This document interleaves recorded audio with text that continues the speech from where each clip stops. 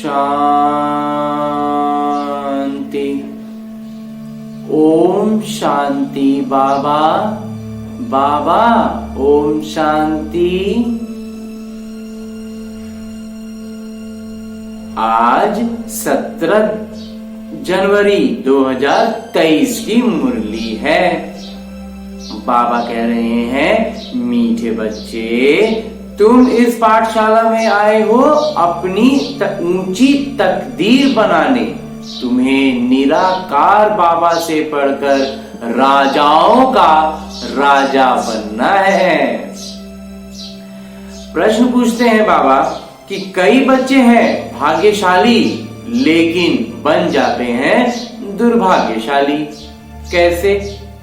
उत्तर बतलाते हैं बाबा कि वह बच्चे भाग्यशाली हैं जिन्हें कोई भी कर्म बंधन नहीं है, अर्थात कर्म बंधन मुक्त है। परंतु फिर भी यदि पढ़ाई में ध्यान नहीं देते, बुद्धि इधर उधर भटकती रहती है। एक बाबा जिनसे इतना भारी वर्षा मिलता है उन्हें याद नहीं करते हैं तो भाग्यशाली होते भी दुर्भाग्यशाली ही कहेंगे ना। आगे बाबा एक और प्रश्न पूछ रहे हैं कि श्रीमत में कौन कौन से रस भरे हुए हैं। उत्तर बतलाते हैं बाबा कि श्रीमत ही है जिसमें माता पिता, शिक्षक, गुरु सबकी मत इकट्ठी है। श्रीमत जैसे सैक्रीन है, एकदम चीनी और गुड़ से भी काफी ज्यादा मीठा, जिसमें ये सब रस भरे हुए हैं। गीत है, तकदीर जगाकर आई हूं। ओम शांति। शिव भगवानुवाच। मनुष्य जब गीता सुनाते हैं तो श्री कृष्ण का नाम लेकर सुनाते हैं। यहाँ तो जो सुनाते हैं कहते हैं शिव भगवानुवाच, खुद भी कहते हैं शिव भगवानुवाच, क्योंकि शिव बाबा स्वयं ही बोलते हैं। दोनों इकट्ठे भी बोल सकते हैं, बच्चे तो दोनों के हैं। बच्चे और बच्चियां दोनों बैठे हुए हैं तो कहते हैं बच्चे समझते हो कि कौन पढ़ाते हैं? कहेंगे बाप दादा पढ़ाते हैं। ब्रह्मा बाबा शिव बाबा सम्मिलित रूप में पढ़ाते हैं। बाबा बड़े को और दादा छोटे को अर्थात भाई को कहा जाता है, तो बाप दादा इकट्ठा कहा जाता है। अब बच्चे भी जानते हैं कि हम छात्र हैं। विद्यालय में छात्र बैठे ही हैं तकदीर बनाने के लिए कि हम पढ़कर फलाना इम्तिहान, जीवन का इम्तिहान उत्तीर्ण करेंगे, पार करेंगे। वह जिस्मानी इम्तिहान तो बहुत होते हैं, यहाँ तुम बच्चों की दिल में है कि हमको बेहद के पिता, परम पिता परमात्मा पढ़ाते हैं। बाबा इस ब्रह्मा को नहीं कहते हो, बाबा कहते हैं शिव बाबा को। तो निराकार बाबा समझाते हैं कि तुम जानते हो हम बाबा से राजयोग सीख राजाओं का राजा बनते हैं। है ही ये राजयोग, तो राजाओं के राजा बनेंगे। राजाएं भी होते हैं और फिर राजाओं के राजा भी होते हैं। तो जो राजाओं के राजाएं हैं उन्हों को राजाएं भी पूजते हैं। यह रिवाज भारत खंड में ही है। पतित राजाएं पावन राजाओं को पूजते हैं। बाबा ने समझाया है कि महाराजा बड़ी प्रॉपर्टी वाले को कहा जाता है। जो जिसका साम्राज्य बड़ा हो उसके साम्राज्य में कई राजा घुस जाते हैं। तो राजे लोग छोटे होते हैं। आजकल तो कोई कोई राजाओं की महाराजाओं से भी ज्यादा प्रॉपर्टी होती है। लौकिक में, भौतिक में बहुत से राजा महाराजा भी है। अगर धन संपत्ति रुपया पैसा में देखेंगे तो कोई कोई साहूकारों को भी राजाओं से भी ज्यादा प्रॉपर्टी होती है। वहां ऐसे अनलॉफुल, वहां ऐसे मतलब कायदे से बाहर नहीं होगा। वहां साहूकार का मतलब साहूकार का ही रहेगा, और राजा का पास राजा जितना रहेगा और महाराजाओं के पास महाराजा जितना रहेगा। अभी क्या हो गया, सब अस्त व्यस्त हो गया। अभी कोई साहूकार के पास भी राजाओं से ज्यादा संपत्ति है, और कई छोटे राजा हैं और उनके पास महाराजा से भी ज्यादा संपत्ति है। तो वहां तो सब कुछ कायदे अनुसार होगा। तो बड़े महाराजा के पास बड़ी प्रॉपर्टी होगी। तो तुम बच्चे जानते हो कि हमको बेहद के बाबा बैठ ये सब बातें पढ़ाते हैं। परमात्मा बगैर राजाओं का राजा, स्वर्ग का मालिक कोई बना नहीं सकता। स्वर्ग के रचयिता है ही निराकार बाबा, परम पिता परमात्मा। उनका नाम भी गाते हैं हेवनली गॉड फादर, परम पिता परमात्मा। तो बाबा साफ समझाते हैं, मैं तुम बच्चों को फिर से स्वराज्य देकर राजाओं का राजा बनाता हूं। अब तुम जानते हो कि हम तकदीर बनाने आए हैं। बेहद के बाबा से राजाओं का राजा बनने आए हैं। कितनी खुशी की बात है। बड़ा भारी इम्तिहान है, लेकिन इसके लिए इम्तिहान बहुत भारी होगा। बाबा कहते हैं श्रीमत पर चलो, इसमें माता पिता, शिक्षक और गुरु आदि सबकी मत इकट्ठी है। सबकी सैक्रीन बनी हुई है, एकदम मीठा। सभी का रस एक में भरा हुआ है। सबका साजन भी एक है। पतित से पावन बनाने वाले वह बाबा पिता ठहरे। गुरु नानक ने भी उनकी महिमा की है, तो जरूर उनको याद करना पड़े। पहले वह अपने पास ले जाएंगे, फिर पावन दुनिया में भेज देंगे। कोई भी आए तो उनको समझाना है कि ये ईश्वरीय विश्वविद्यालय है। भगवानुवाच। और विद्यालयों में तो कभी भगवानुवाच नहीं कहेंगे। यहाँ जो कुछ भी कहा जाता है वो भगवानुवाच है, और कोई भी विद्यालय में भगवानुवाच नहीं होता। तो भगवान है ही निराकार, ज्ञान के सागर, मनुष्य सृष्टि का बीज रूप। तुम बच्चों को बैठ पढ़ाता हूं। यह ईश्वरीय ज्ञान है।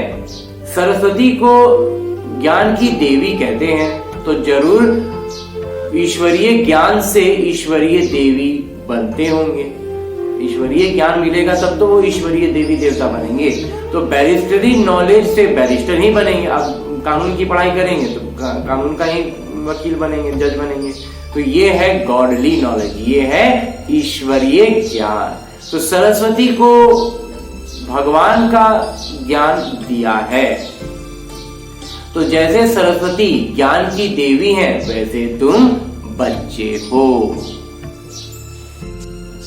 सरस्वती के बहुत बच्चे हैं ना, परंतु हर एक ज्ञान की देवी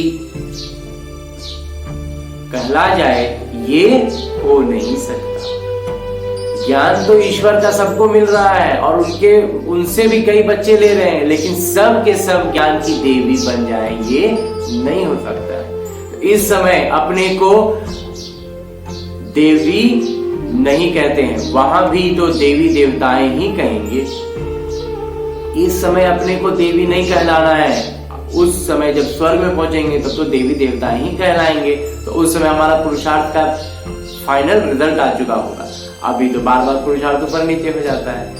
तो देवी देवता बराबर देते हैं, लेसन ऐसे धारण कराते हैं। पाठ जो पढ़नी है उसको एकदम ऐसा ठोस रूप से दिमाग में डालेंगे तो अच्छे से याद हो जाएगा। यह मर्तबा देते हैं बड़ा।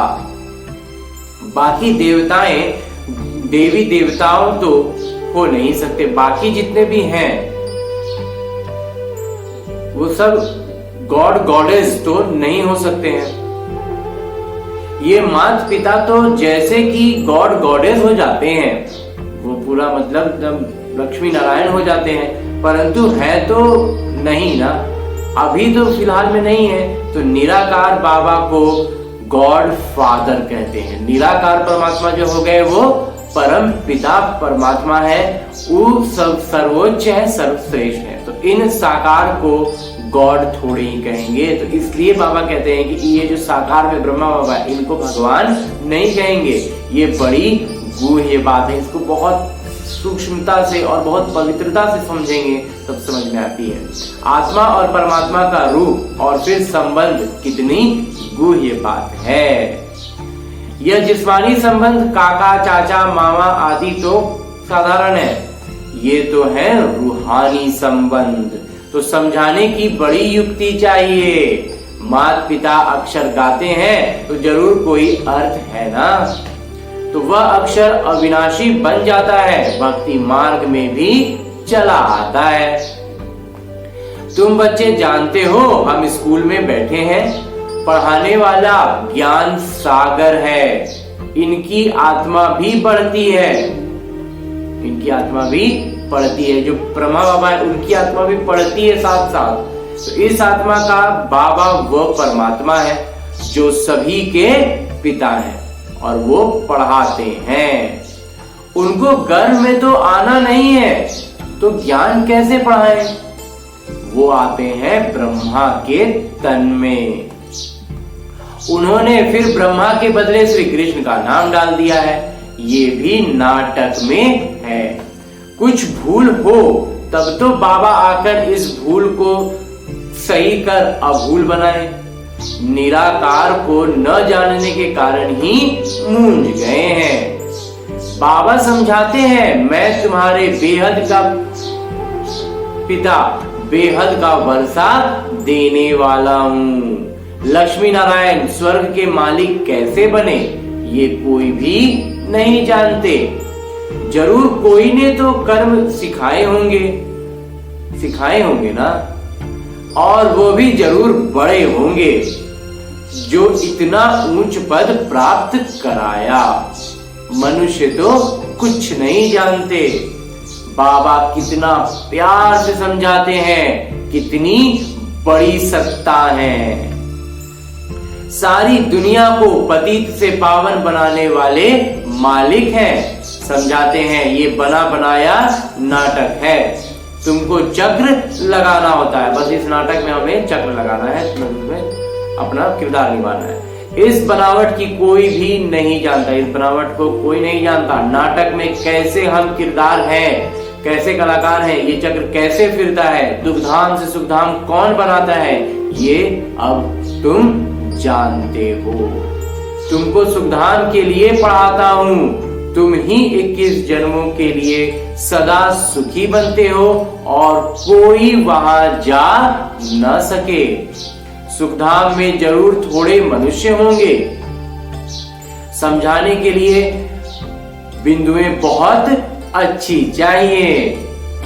कहते तो हैं बाबा हम आपके हैं, परंतु पूरा बनने में समय लगता है। पूरा बाबा का बनने में समय लगता है। कर्मों का बोझ रहता है, वो हटेगा तो बाबा का बन जाते हैं पूरी तरह से। तो कोई को कर्म बंधन झट छूट जाता है और कोई को समय लगता है। सब कहानी कर्मों के बंधन से छूटने की है। तो कई तो ऐसे भाग्यशाली भी हैं जिनका कर्म बंधन टूटा हुआ है, पहले ही से सब खत्म हो चुका है, परंतु पढ़ाई में फिर भी ध्यान नहीं देते। उनको कहा जाता है दुर्भाग्यशाली। पुत्र पौत्रे धोत्रे आदि की में बुद्धि चली जाती है। यहाँ पर बाबा बुजुर्गों के लिए भी कुछ कह रहे हैं कि जो अपना जिम्मेवारियां निभा दिए हैं, अब वो फ्री हो चुके हैं, लेकिन फिर भी पोता पोती और घर में रुझान कर देते हैं। यहाँ तो एक को ही याद करना है तो बहुत भारी वर्षा मिलता है। एक को याद करेंगे तो बहुत भारी वर्षा मिलेगा। तुम जानते हो हम राजाओं के राजा बनते हैं, तो पतित राजाएं कैसे बनते हैं और पावन राजाओं के राजा कैसे बनते हैं, वो भी बाबा तुमको समझाते हैं। मैं स्वयं आकर राजाओं का राजा, स्वर्ग का मालिक बनाता हूँ इस राजयोग से। यह पतित राजाएं तो दान करने से बनते हैं, उन्हों को मैं थोड़े ही आकर बनाता हूँ। वो बहुत दानी होते हैं, दान करने से राजाई कुल में जन्म लेते हैं। मैं तो 21 जन्मों के लिए तुमको सुख देता हूँ। वो तो एक जन्म के लिए बनते, तो भी पतित और दुखी रहते हैं। रुपया पैसा तो भर जाता है, लेकिन सुख कहाँ मिलेगा। तो मैं तो आकर बच्चों को पावन बनाता हूँ। तो मनुष्य समझते हैं सिर्फ गंगा स्नान करने से पावन बनते हैं, कितने धक्के खाते हैं। सोचते हैं कि गंगा में स्नान कर लेंगे तो पवित्र बन जाएंगे, पावन बन जाएंगे, और उसके लिए कितना धक्का खाते हैं, फिर भी बनते नहीं है। तो गंगा जमुना आदि की कितनी महिमा करते हैं। अब इसमें महिमा की तो बात ही नहीं, पानी सागर से आता है। ऐसे तो बहुत नदियां हैं, विलायत में तो बड़ी बड़ी नदियां खोदकर बनाते हैं, इसमें क्या बड़ी बात है। ज्ञान सागर और ज्ञान गंगाएं कौन है, ये तो जानते ही नहीं। शक्तियों ने क्या किया, कुछ भी नहीं जानते। वास्तव में ज्ञान गंगा अथवा ज्ञान सरस्वती ये जगदम्बा हैं। मनुष्य तो जानते नहीं, जैसे भील है, बिल्कुल ही बुद्धू बेसमझ है। बाबा आकर बेसमझ को कितना समझदार बनाते हैं। तुम बता सकते हो इन्हों को राजाओं का राजा किसने बनाया। गीता में भी है कि मैं राजाओं का राजा बनता हूँ। मनुष्य तो यह जानते नहीं, हम खुद भी नहीं जानते थे। ये जो खुद बना था अब नहीं है, वो नहीं जानता, तो और फिर कैसे जान सकते हैं। जब ब्रह्मा बाबा के बारे में बाबा कह रहे हैं कि जब ये नहीं जान रहे थे, इनको याद नहीं था, तो और हम सब बच्चे क्या जानेंगे।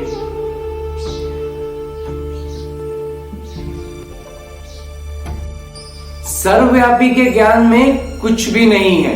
योग किसके साथ लगाएं, पुकारें किसको, खुद ही खुदा है, फिर प्रार्थना किसकी करेंगे। बड़ा वंडर है, फिर घुमाने वाली बात है। बहुत भक्ति जो करते हैं उनका मान होता है।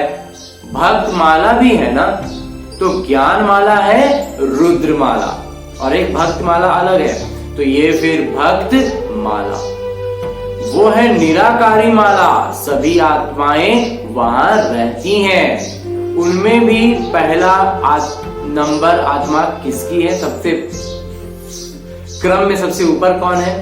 तो जो नंबर 1 में आते हैं, सरस्वती की आत्मा व ब्रह्मा की आत्मा नंबर 1 पढ़ती है। ये आत्मा की बात है।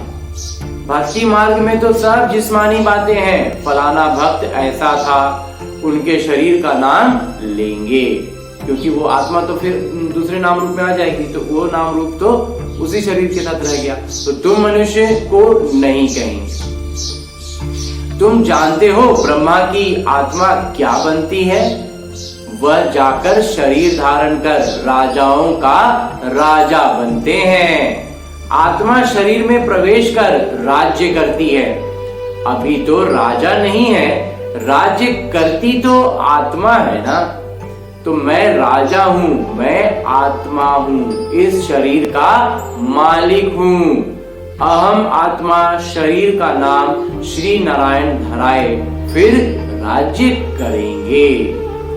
आत्मा ही सुनती और धारण करती है।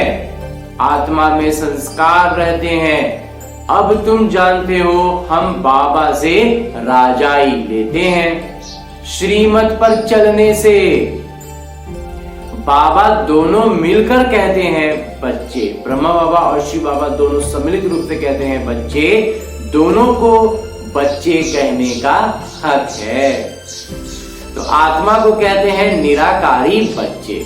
मुझ पिता को याद करो, तो और कोई कह न सके कि हे निराकारी बच्चे, हे आत्माएं, मुझ पिता को याद करो। बाबा ही आत्माओं से बात करते हैं। ऐसे तो नहीं कहते कहते हैं कि परमात्मा मुझे परमात्मा को याद करो। आत्मा परमात्मा को याद करेगी ना, परमात्मा परमात्मा को याद करो तो नहीं कह सकते हैं। तो कहते हैं हे आत्माएं मुझ पिता को याद करो, तो इस योग अग्नि से तुम्हारे विकर्म भी विनाश होंगे। बाकी गंगा स्नान से कभी कोई पाप आत्मा से पुण्य आत्मा नहीं बन सकते। गंगा स्नान कर फिर घर में जाकर पाप करते हैं। इन विकारों के कारण ही पाप आत्मा बनते हैं। तो ये कोई समझते नहीं है इस बात को। बाबा समझाते हैं कि अब तुमको राहु का कड़ा ग्रहण लगा हुआ है। पहले हल्का ग्रहण होता है, अब दे दान तो छूटे ग्रहण। प्राप्ति बहुत भारी है, तो पुरुषार्थ भी ऐसा करना चाहिए ना। बाबा कहते हैं मैं तुमको राजाओं का राजा बनाऊंगा, इसलिए मुझे और वर्षे को याद करो। अपने 84 जन्मों को याद करो, इसलिए बाबा ने नाम ही रखा है स्वदर्शन चक्रधारी बच्चे। तो स्वदर्शन का ज्ञान भी चाहिए ना। बाबा समझाते हैं ये पुरानी दुनिया खत्म होनी है, तुमको मैं नई दुनिया में ले चलता हूँ। सन्यासी सिर्फ घर बार को भूलते हैं, तुम सारी दुनिया को भूलते हो। ये बाबा ही कहते हैं कि अशरीरी बनो। मैं तुमको नई दुनिया में ले चलता हूँ, इसलिए पुरानी दुनिया से, पुराने शरीर से ममत्व तोड़ो। फिर नई दुनिया में तुमको नया शरीर मिलेगा। देखो श्री कृष्ण को श्याम सुंदर कहते हैं। सतयुग में वह गोरा था और अब अंतिम जन्म में काला हो गया है। तो कहेंगे न श्याम ही सुंदर बनता है, तो कहेंगे ना कि श्याम ही सुंदर बनता है। फिर सुंदर से श्याम बनता है, तो नाम रख दिया है श्याम सुंदर। काले बनाते हैं 5 विकार रावण, और फिर गोरा बनाते हैं परम पिता परमात्मा। चित्र में भी दिखाया है कि मैं पुरानी दुनिया को लात मार गोरा बना रहा हूँ। तो गोरी आत्मा स्वर्ग का मालिक बनती है, काली आत्मा नरक का मालिक बनती है। तो आत्मा ही गोरी और काली बनती है। अब बाबा कहते हैं तुमको पवित्र बनना है। वह हठ योगी पवित्र बनाने के लिए बहुत हठ करते हैं, परंतु योग बगैर तो पवित्र बन ना सके। या तो सजाएं खाकर पवित्र बनना पड़े, इसलिए बाबा को क्यों ना याद करें, क्यों ना बाबा को याद करके पवित्र बन जाएं। सजा खा के पवित्र क्यों बने। और 5 विकारों को भी जीतना है। तो बाबा कहते हैं कि यह काम विकार ही आदि मध्य अंत दुख देने वाला है। काम विकार जो है ना, ये सबसे ज्यादा दुख देने वाला होता है। तो जो विकारों को नहीं जीत सकते वो वैकुंठ का राजा थोड़े ही बन सकते हैं। इसलिए बाबा कहते हैं देखो मैं तुमको कितने अच्छे कर्म सिखाता हूँ। पिता, शिक्षक, सदगुरु रूप में, तीनों रूप में आकर के हमें सब तरह का ज्ञान देते हैं। तो योग बल से विकर्म विनाश कराए विक्रमाजीत राजा बनाता हूँ। वास्तव में सतयुग के देवी देवताओं को ही विक्रमाजीत कहा जाता है। वहां विकर्म तो होते नहीं। तो विक्रमाजीत संवत और विक्रम संवत अलग अलग है। एक है विक्रमाजीत संवत और एक है अभी जो हम जानते हैं विक्रम संवत। तो एक राजा विक्रम भी होकर गया है और विक्रमाजीत राजा भी होकर गए हैं। तो हम अभी विकर्म को जीत रहे हैं, फिर द्वापर से नए सिरे से विकर्म शुरू होते हैं। तो नाम रख दिया है राजा विक्रम। देवताएं हैं विक्रमाजीत, विकर्मों पर जीत पाने वाले। तो अभी हम वह बनते हैं, फिर जब वाम मार्ग में आते हैं तो विकर्मों का खाता शुरू होता है। तो यहाँ विकर्मों का खाता चुकतू कर फिर हम विक्रमाजीत बनते हैं। तो वहां कोई विकर्म होते नहीं, तो बच्चों को यह नशा होना चाहिए कि हम यहाँ ऊंच तकदीर बनाते हैं। ये है बड़े से बड़ी तकदीर बनाने की पाठशाला। तो सत्संग में तकदीर बनाने की बात नहीं होती, अन्य कोई भी सत्संग होगा तकदीर बनाने की बात नहीं होती। पाठशाला में हमेशा तकदीर बनती है। तुम जानते हो हम नर से नारायण अथवा राजाओं का राजा बनेंगे। बरोबर पतित राजाएं पावन राजाओं को पूजते हैं। मैं तुमको पावन बना देता हूँ। तो पतित दुनिया में तो राज्य नहीं करेंगे, जब पावन राजा होंगे तो फिर राज्य भी पावन चाहिए। अच्छा, मीठे मीठे सिकिलते बच्चों प्रति माता पिता बाबा का याद प्यार और आशीर्वाद। रूहानी बाबा की रूहानी बच्चों को नमस्ते। हम रूहानी बच्चों की ओर से रूहानी बाबा को याद प्यार और प्रणाम। धन्यवाद बाबा, धन्यवाद। मुरली के लिए भी धन्यवाद और इस अनूठे अलौकिक ब्राह्मण जीवन के लिए भी बहुत बहुत बहुत धन्यवाद। धारणा है कि बुद्धि में स्वदर्शन चक्र का ज्ञान रख राहु के ग्रहण से मुक्त होना है। श्रेष्ठ कर्म और योग बल से विकर्मों का खाता चुकतू कर विक्रमाजीत बनना है। और दूसरा है कि अपनी ऊंची तकदीर बनाने के लिए पढ़ाई पर पूरा पूरा ध्यान देना है। और आगे बाबा वरदान दे रहे हैं। वरदान देते हुए बाबा कहते हैं कि बाह्य मुक्ता के रसों की आकर्षण के बंधन से मुक्त रहने वाले जीवन मुक्त भव। बाह्य मुक्ता के रसों की आकर्षण के बंधन से मुक्त रहने वाले जीवन मुक्त भव।